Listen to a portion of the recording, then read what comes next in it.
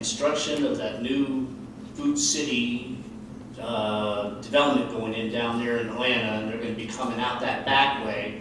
And I'm not going to resurface the road and have them crumble and tear it all up. So I'm going to wait until that is completed. But that's been on our list for a couple of years, and then certainly when we found out that they were going to go ahead and build that shopping center there, so we're just going to hold off on it. They'll just tear that road up. Do we know the access point for the new facility will be coming in off of Ringo Road or Scruggs? Both. Both?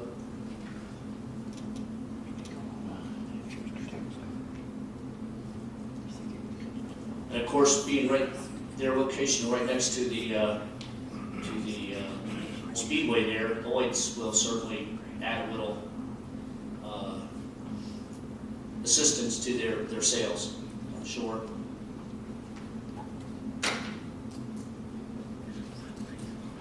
One thing on the motion, or if there is a motion, I would just, to clarify any misrepresentations, the caption of it reads in the amount of $7,472,309.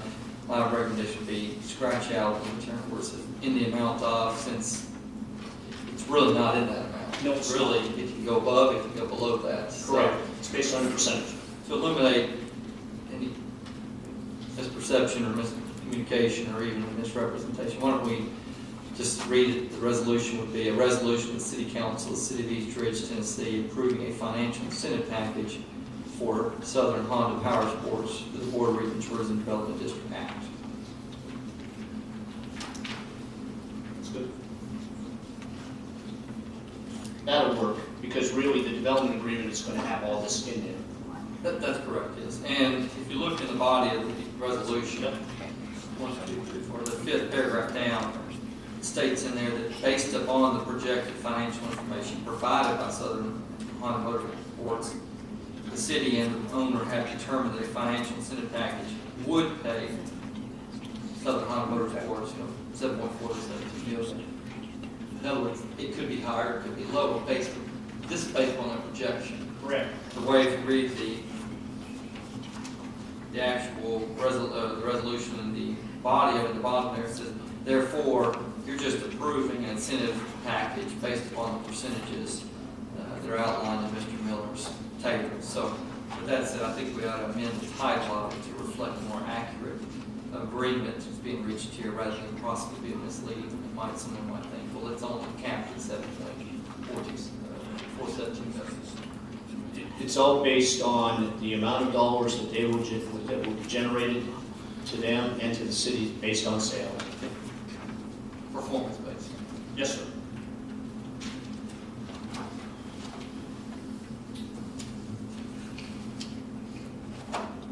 Do we have a motion in regard to resolution 2860?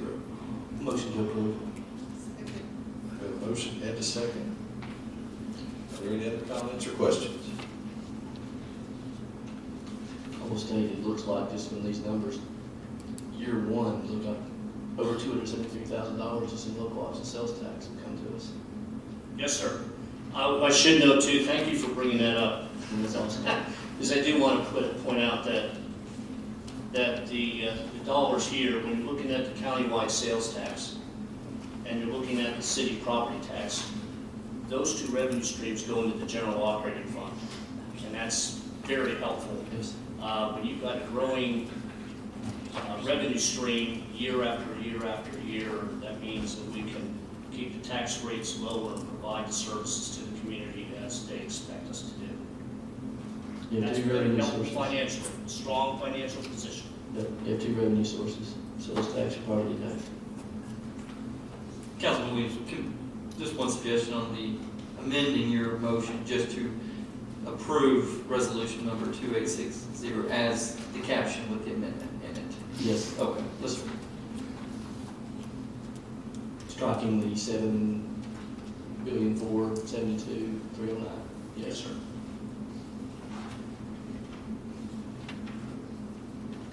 Okay, Ms. Elton, do you agree?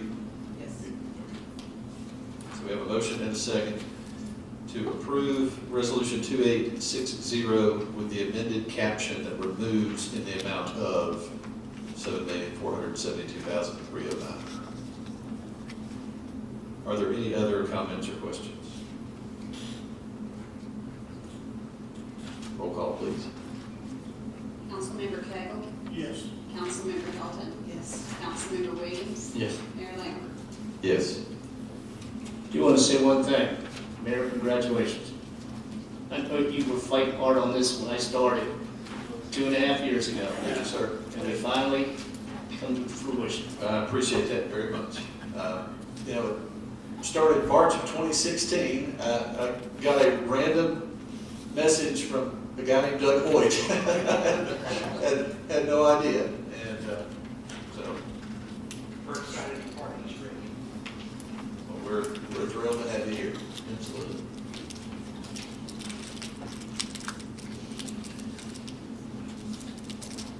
All right. Item D, Resolution 2861. A resolution of the City Council for the City of East Ridge, Tennessee, authorizing the mayor or his designee to enter into an agreement with ASA Engineering for right-of-way acquisition and construction easement services for the multimodal grant project. Yes, Mayor and Council, this is actually the combined project that goes from McBrien Road west to Kingwood Drive. We are now on the right-of-way portion of the grant. There's approximately 74 tracks that will be affected by the construction of the sidewalk and the multimodal path. So, of course, we need someone to negotiate with property owners to get right-of-way and whatnot. So, ACE Engineering, being the engineer of record for this project, went through the process of gathering information on some of the approval companies and acquisition companies, and came up with 4 different teams. The last team is what we are recommending. The numbers here, we're putting in $750,000. That is the highest end. He is going to try to come underneath that, and it's because he's having to subcontract out some of that work. So we wanted to go ahead and let you all know what the top number is, and this would be the bottom number here on the Team 4 revised. And again, the portion that we pay is 20%, and those will come out, our portion will come out of the Border Region funds. So technically, we won't be out any money.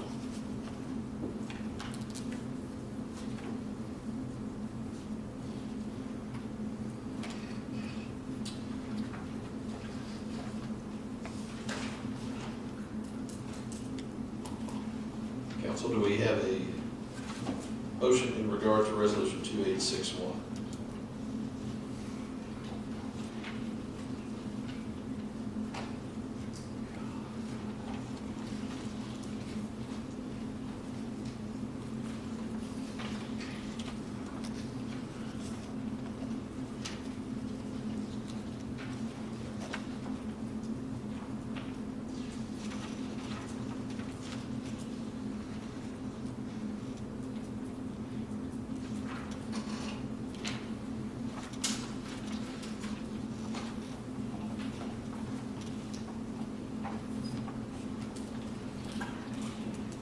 We did get a little attachment before the meeting, so I'm sure that is what is being looked at.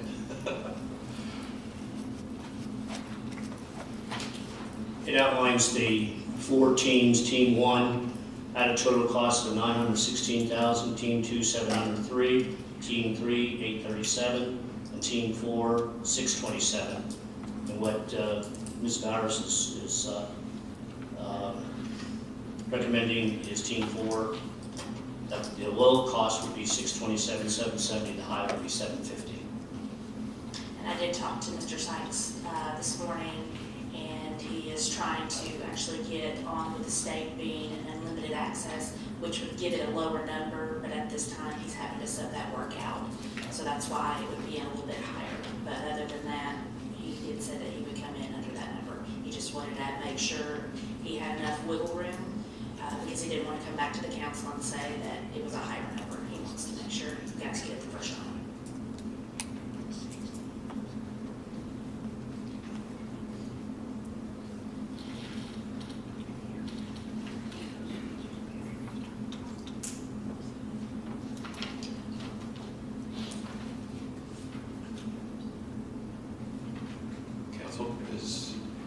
Is there a motion? Motion to approve. We have a motion to approve Resolution 2861. Is there a second? I'll second for a question. Yes, sir. So, 20% of it, like it's 125. Correct. 125,000. Of course, Correct. it will be board of region, but that also, like, is that gonna be, is that budgeted for, It's when in- is this it's in- anticipated to take place?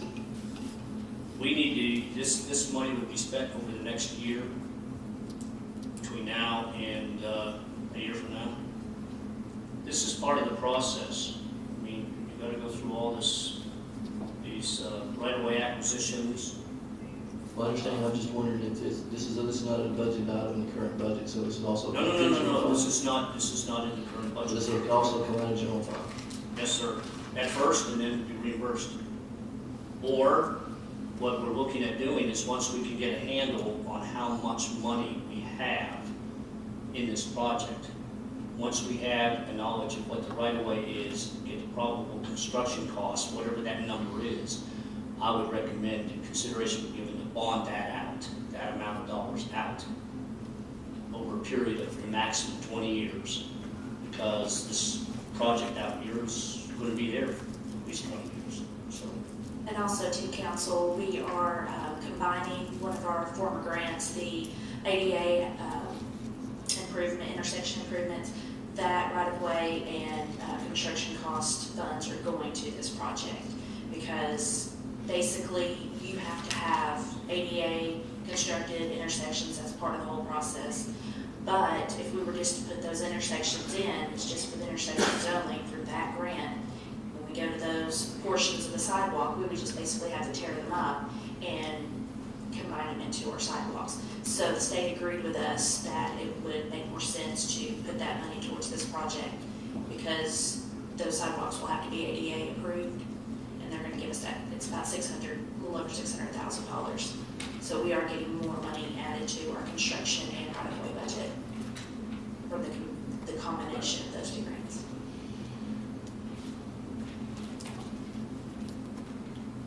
And it does have to be reimbursed by this coming end of fiscal year. I believe the contract expires in September of next year, so. Some of those grant funds could offset this 125, so what, I'm I'm here. sorry? Some of those grant funds could Yes. offset the 125. No, 125 is our share. But you Yes. also mentioned additional grant money for construction. That additional, this is right-of-way acquisition. This is not construction. Okay, we'll clarify. And this is for the services. This is not to reimburse any of the property owners for what part of the right-of-way that we need access. Correct. This is only the engineering. This goes through the process, title work, appraisal review, negotiations, closing, relocation assistance if needed. These are all the steps in regard to right-of-way acquisition, not just for TDOT, but all the other states that I've worked in. Same process. The next thing that we need to get involved with is once we get the idea of how much it's going to cost us, then we've got to acquire it. That's additional on top of this. This is only the professional services that deal with coming up with a bottom line for the acquisition of 74 parcels of property.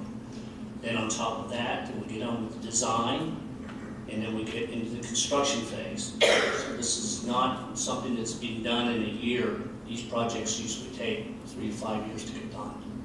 Right, and we have to be in construction phase by September. And the good thing about when we combine the two transportation alternative programs in multimodal, instead of us having to encumber all of the cost up to construction with the transportation alternatives, in multimodal, you only pay 20% through all of those phases.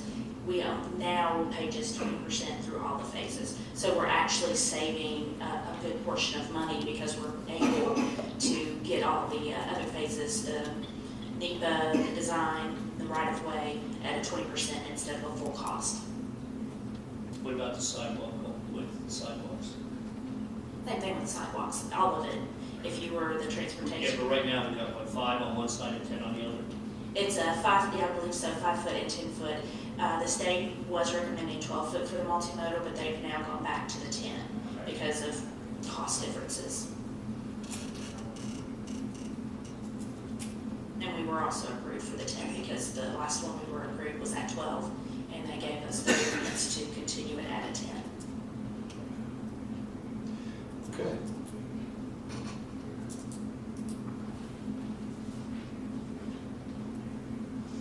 Are there any questions or comments? We've got a motion and a second to approve. Roll call, please. Councilmember Cagle. Yes. Councilmember Hilton. Yes. Councilmember Williams. Yes. Mayor Lambert. Yes. Thank you, Mayor and Council, and we will get started tomorrow on this. Thank you. We do have item E, which was added at the start of the meeting. This is council approval for a settlement agreement between the city of East Ridge and Old Flea Market. The background to this, in 2009, there was a lawsuit filed. The city of East Ridge was having an issue with the outdoor flea market, in essence that there was a substantial amount of vehicles that were crowding the road at times. I think it even shut down the road. And there was also a lot of issues with regard to code enforcement on proper electricity being used, signage, and among other things. And so they made him, at that time, had to shut down the outdoor flea market pending safety matters. And during the interim, the city passed a moratorium on any and all outdoor flea markets. Additionally, the owner of the outdoor flea market was operating on a use on review that he had not actually properly gotten. It was assigned to him, but as you all know, every use on review is not assignable. He purchased the property that, unbeknownst to the city, that use on review was assigned. We had no idea that the property had changed hands. So then we found out that he didn't have a use on review, and so it was temporarily shut down. In the interim, he tried to go back and get a use on review, an actual authentic one. But by that point, the city had already put the moratorium in place. Well, he then sued the city for a taking, that he couldn't use his property for his intended use. Under constitutional law in connection with the taking, it's generally looked upon, it's not a taking if there are additional uses, although it may not be the most economical use. So the city's position was, no, we denied all those claims. During the interim time period that the litigation was going on, the city code enforcement found that there was a substantial amount of debris. He had purchased, I think it's called the Hungry Fisherman, the former Hungry Fisherman, and you've got that little pond or lake area behind, and the city issued a AHO hearing violation against him, and the AHO hearing officer found that he was in fact in violation. Then that was against C.H. Chin, that issue, who was also the owner of the outdoor flea market. He filed a lawsuit against the city challenging those. Ultimately, we went to mediation, and he has now agreed he would clean up the entire Hungry Fisherman site, all the debris in there, get rid of the, right next to where the old posts were on the lake area. And he's agreed to do that in 60 days from the 60 days from the approval, if this city council wants to approve it. And the lawsuit, he also agreed he would dismiss his lawsuits against the city, and he would clean up the Hungry Fisherman site. So that was, at that time, Mr. Miller attended that, at that time the parties believed that was a reasonable resolution. He agreed to dismiss both of his lawsuits, and he also agreed to clean up the Hungry Fisherman site. And we felt at that time that was a pretty good resolution. It was a victory for the city in their minds, at least for those that were there. And it's got to come before this body for city council approval of that mediation. So.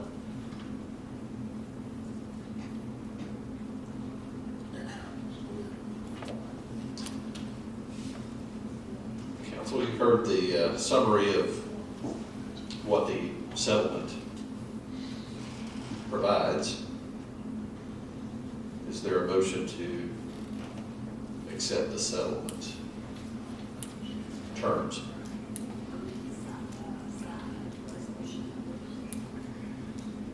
Yes, we need to get a resolution. It's approved. We'll assign this 2862.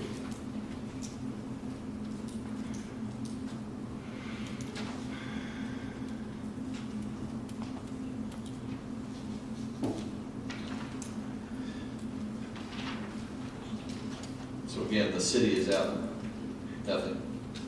No, the parties did agree to split the cost of the court fees, but that's actually covered by the insurance. The city itself is not out anything, that's all covered by the insurance. So, no, the city's not out anything, both lawsuits are dropped, and he's agreed to clean up all of the Hungry Fisherman area.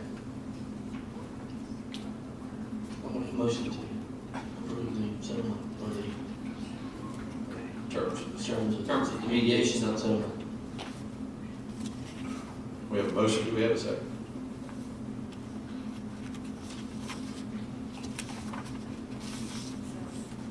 We have a second. Are there any comments or questions?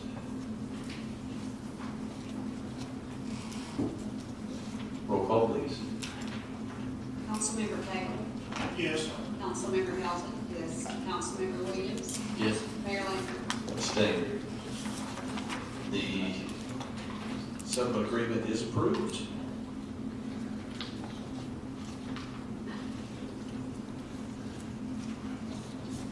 That is all we have. So thank you all for your patience tonight. We are scheduled to be back October 25th, however, maybe a special call meeting between now and then, it just depends. Certainly there will be notification provided. Thank you all. Have a good evening.